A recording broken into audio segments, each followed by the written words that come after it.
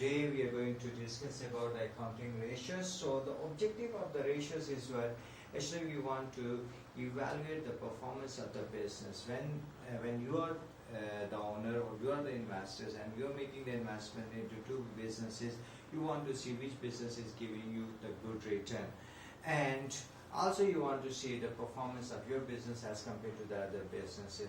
So we are going to use to evaluate the performance of the business into two ratios as per the name. So we have the profitability ratios and the liquidity ratios.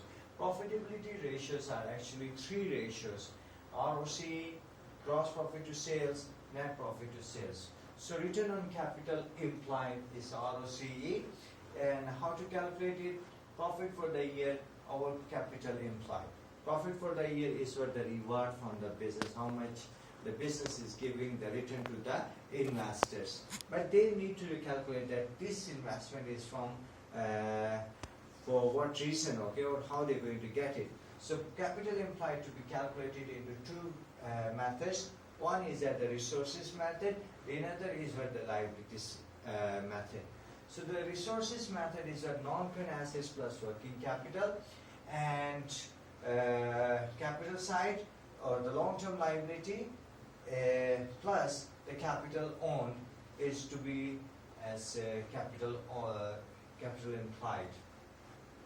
Then the gross profit to sales. So gross profit to sales is that gross profit percentage over sales into 100, and net profit sales is that net profit over sales into 100. So then after that we go for the liquidity ratios. So the liquidity ratios is giving you the idea that how much the business is having the money to be paid, and what is the financial situation of the business in the market, and whether the business can pay up its expenses or not. So first ratio is the current ratio. Current ratio is very simple. These are the two contents you will find for the working capital: current assets minus current liability. But in here you're going to have the current assets divided by current liabilities into 1. Then we have the quick ratio. Quick ratio will give you that how much the business is having the pure liquid situation. So current assets into inventory over current liability. So why we are going to subtract the inventory? The reason is that the inventory you cannot sell out immediately. It takes time to sell out.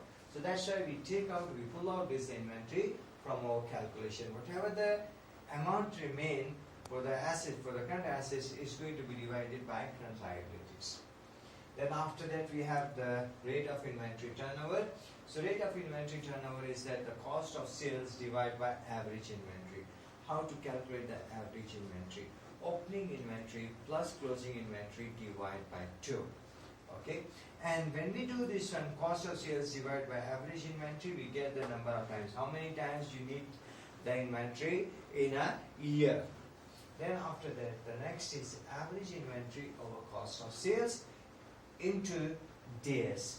So this will give you the idea that how many days you're going to have it. Okay, you must need to place another order to keep the inventory in the business.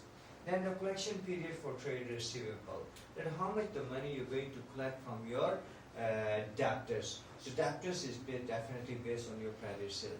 So debtors or the trade receivables divided by the credit sales. If you want to get the answer in days, so you have to multiply by 365. If you want to get the answer